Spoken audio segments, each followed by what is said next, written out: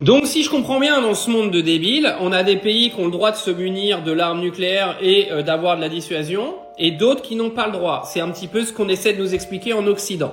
Je vais essayer de t'expliquer rapidement ce qui est en train de se passer. Parce qu'il y en a, vous avez pas envie de vous intéresser plus que ça, donc je vais essayer. Aujourd'hui, Israël a attaqué, il y a 72 heures, les sites nucléaires et d'uranium en Iran pour éviter que l'Iran ne se munisse de l'arme nucléaire, parce que Israël estime que si l'Iran se munit du nucléaire, Israël est gravement en danger. Sachant que c'est des foutaises, parce que Israël a lui-même le nucléaire, et qu'Israël est soutenu de toute manière par quasiment tout le monde occidental. Donc là, ils nous prennent vraiment pour des cons. Deuxièmement, on a eu toutes les interventions de l'Union européenne, Ursula von der Leyen, encore hier soir, qui vient nous expliquer que l'Iran n'a pas le droit de se munir de l'arme nucléaire. Pourquoi ? Pourquoi l'Iran n'aurait pas le droit d'avoir une dissuasion nucléaire ? Pourquoi vous allez pas faire la guerre à la Corée du Nord dans ces cas-là, vu que la Corée du Nord s'est munie de l'arme nucléaire ? La Corée du Nord est moins dangereux que l'Iran ? Vous savez, le problème avec l'Occident, c'est qu'ils veulent dominer la planète. Ils se prennent un petit peu pour les patrons de notre monde et sont en train de t'expliquer à toi que nous avons les meilleures façons de vivre, la meilleure culture, la meilleure morale, alors que Israël, il y a 72 heures, a été attaqué l'Iran, qui ne le menaçait absolument pas, et Israël vient de mettre sa population à risque. Parce qu'aujourd'hui, si vous avez des civils israéliens qui sont en train de mourir sous les attaques iraniennes, c'est de la totale responsabilité de Benjamin Netanyahou.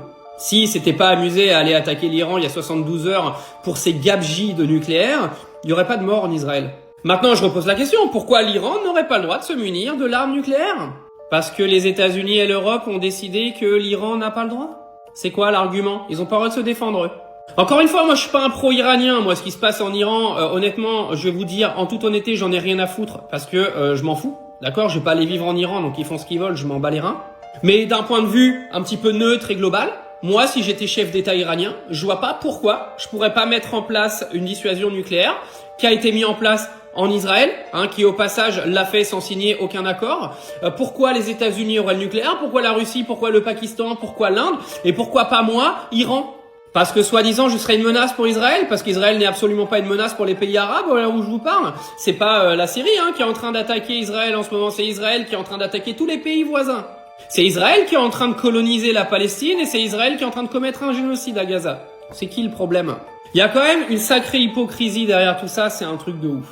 Donc là, vous êtes en train de me dire qu'on est potentiellement à l'aube d'une 3e guerre mondiale, juste parce qu'Israël a décidé vendredi que l'Iran n'avait pas le droit de se munir de l'arme nucléaire. Vous allez me faire croire qu'on va partir en guerre mondiale à cause de cette gabegie.